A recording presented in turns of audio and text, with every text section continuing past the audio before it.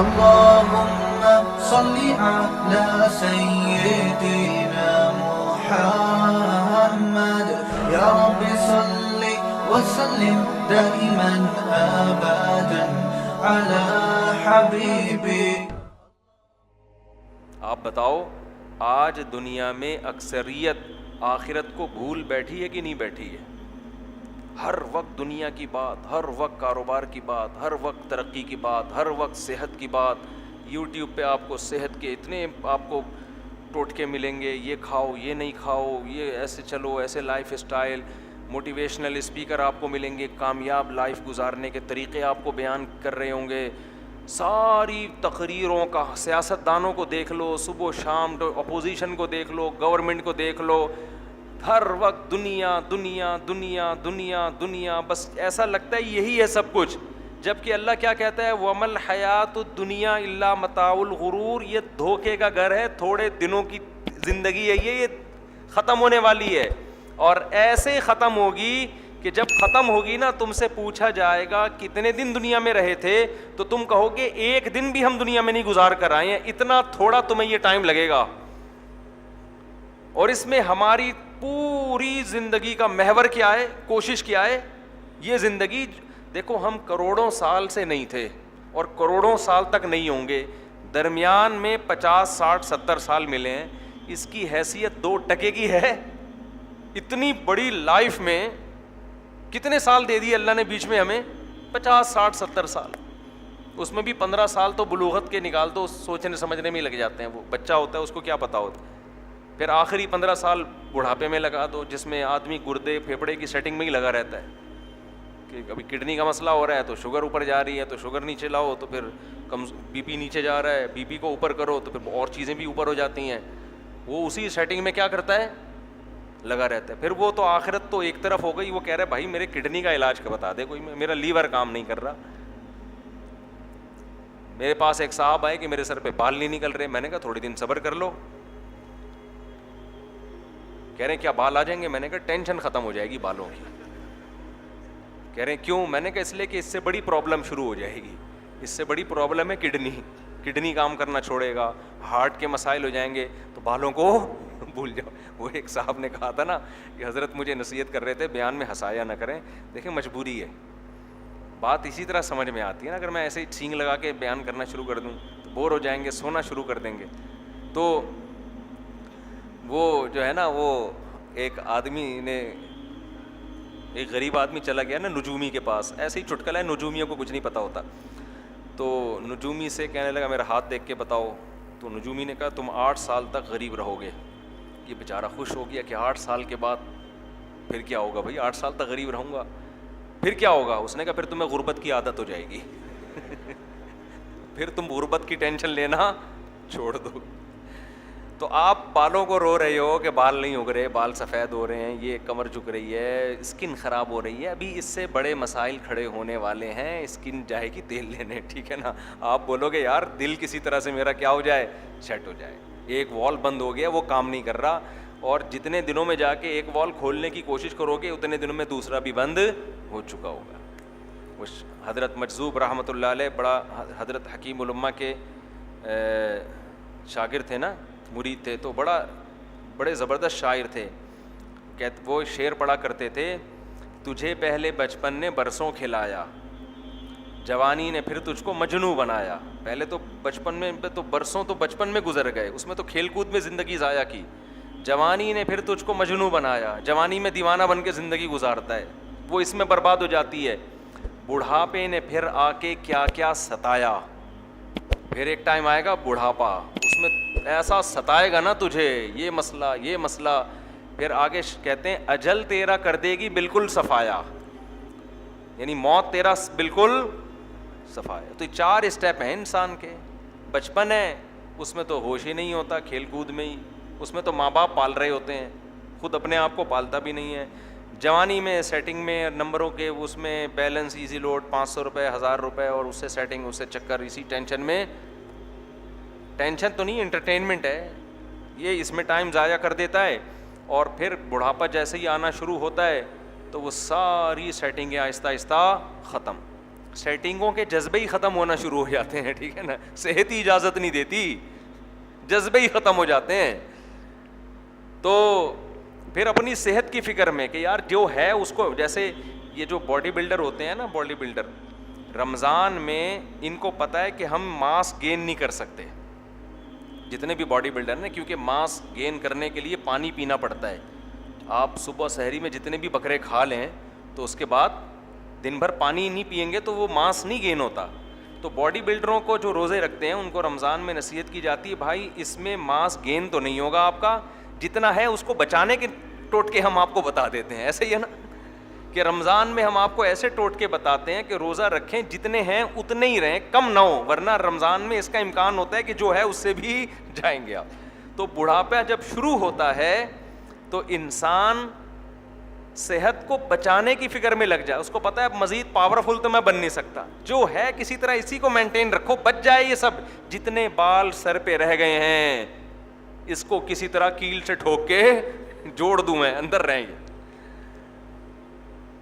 جتنے سفید ہو گئے وہ تو کالے ہو نہیں سکتے, تھوڑا اسپیڈ سے لو ہو جائے, لیکن بالآخر کب تک لڑے گا.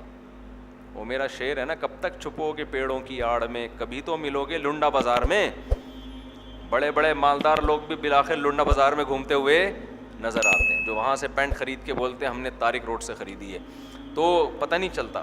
کیونکہ میں نے ایک دفعہ طارق روڈ سے اوریجنل جیکٹ خریدی, لوگ اس کو لنڈا بازار کی کہہ رہے تھے, میں نے کہا پھر آئندہ لنڈے سے ہی خریدیں گے ہم, ٹھیک ہے نا.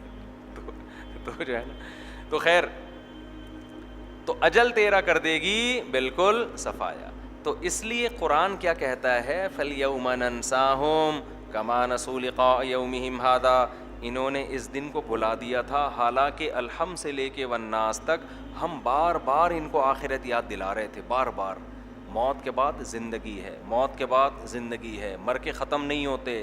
افحسبتم انما خلقناکم عبثا, تم سمجھتے ہو ہم نے تم کو بیکار پیدا کر دیا ہے, ایویں ہی پیدا کر دیا, بس کھاؤ پیو موج مستی کرو مر کے ختم. نا نا نا نا نا, ذالک ظن الذین کفروا, یہ ان لوگوں کا گمان ہے جو ہمارا انکار کرتے ہیں.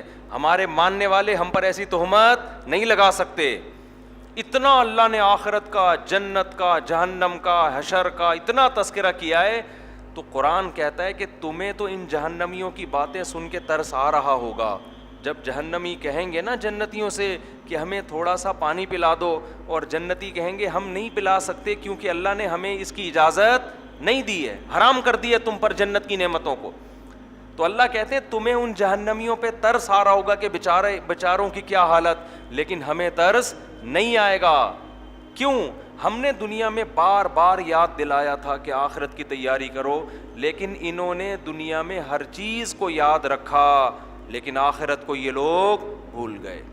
تو اس لیے میرے بھائی بار بار بار بار موت کو اور آخرت کو سوچا کرو. ہم بہت کم سوچتے ہیں اس بارے میں, صبح دوپہر شام رات, اٹھتے بیٹھتے کھاتے پیتے ہر وقت سوچا کرو, ہر وقت. مرنا ہے, بچوں کو پیدا ہوئے ہیں زندہ رہنے کے لیے پیدا نہیں ہوئے ہیں. کہیں میت ہوتی ہے تو بتایا کرو گھر میں, بیٹا ہم نے بھی مرنا ہے. موت کی نفرت دل سے نکالو. آج تو موت کی وحشت ایسی ہے, کسی محفل میں مرنے کی باتیں شروع کر دو, لوگ کہتے ہیں بھائی کوئی اور بات کر لے یار, ہیں کوئی اور بات کر. کیوں؟ عمل سے جان چھڑانی ہے. اور جو آخرت کی تیاری کرتا ہے اس کو موت کے تذکرے میں مزہ آتا ہے. وہ کہتا ہے یار ہم تو ہیں ہی مرنے کے لیے.